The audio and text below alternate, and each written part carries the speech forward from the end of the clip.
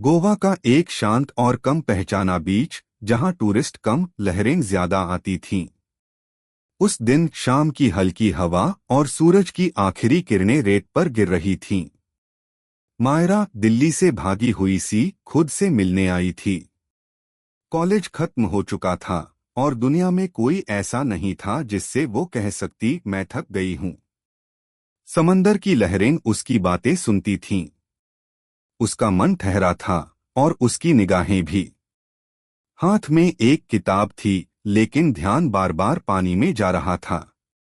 तभी किसी ने पीछे से कहा, उस किताब में कुछ खास है या लहरें ज्यादा दिलचस्प हैं? वो चौंकी। पीछे खड़ा था ईशान, गले में गिटार, आंखों में मुस्कुराहट और कपड़ों पर रेत के निशान। मायरा ने सावधानी से ईशान कहा, कभी कभी इंसान किताबों से भागकर समुंदर में खुद को ढूंढता है।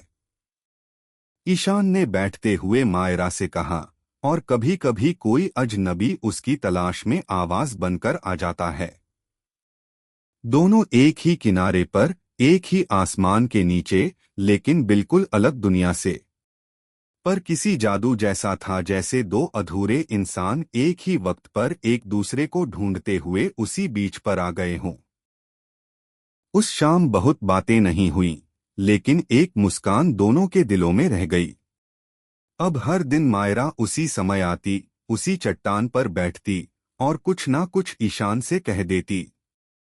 ईशान गिटार बजाता, कभी कुछ पुरानी धुनें, कभी कोई नया राग।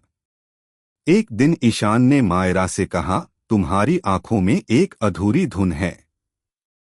बस उसे सही सुर मिल जाए तो शायद वो गाना बन जाए।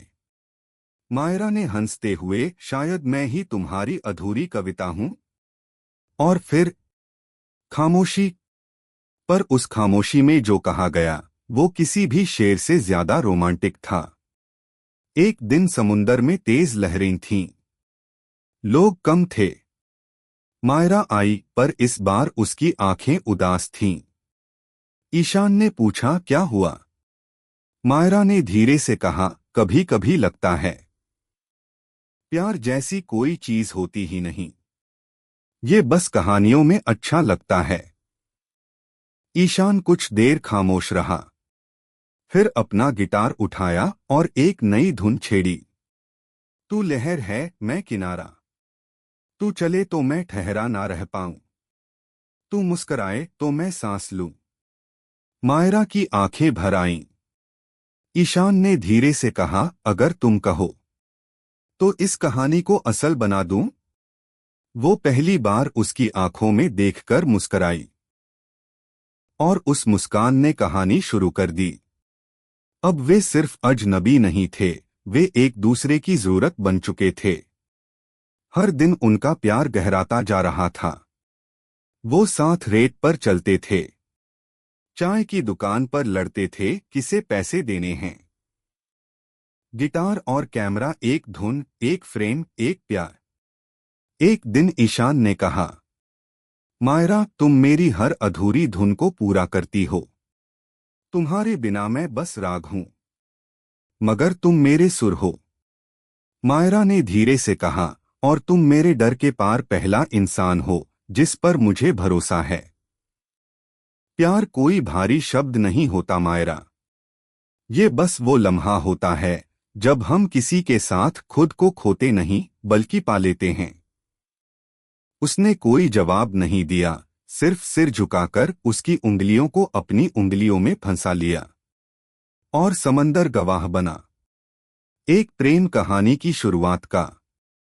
अब वे एक दूसरे को देखकर ही सब समझ जाते। बारिश हो, लहरें हो या खामोश शामें, हर चीज ने उनका साथ निभाया। कभी कभी वो दोनों बस बैठते और घंटों कुछ नहीं बोलते, फिर भी वो पल उनके सबसे प्यारे होते। मायरा ने ईशान से कहा, तुम्हारे साथ खामोशी भी गीत लगती है, और तुम्हारे साथ डर भी घर जैसा लगता है। अब गोवा सिर्फ एक जगह नहीं था, वो उनकी कहानी का पहला पन्ना बन चुका था। मायरा ने अपनी सारी तस्वीरें एक एग्जीबिशन में लगाईं और नाम रखा, समंदर से मिली मोहब्बत। और ईशान ने पहला एल्बम लॉन्च किया, तेरी खामोशी में जो मिला। दोनों ने मिलकर जो शुरुआत की थी वो अब लोगों की जिंदगी छू रही थी। प्यार हमेशा किसी बड़े इवेंट से शुरू नहीं होता। कभी कभी वो बस रेत पर बैठने, लहरों की बात सुनने और किसी की आंखों में खुद को देखने से शुरू हो जाता है। और अगर किस्मत हो तो वो प्यार कहानी बन जाता है।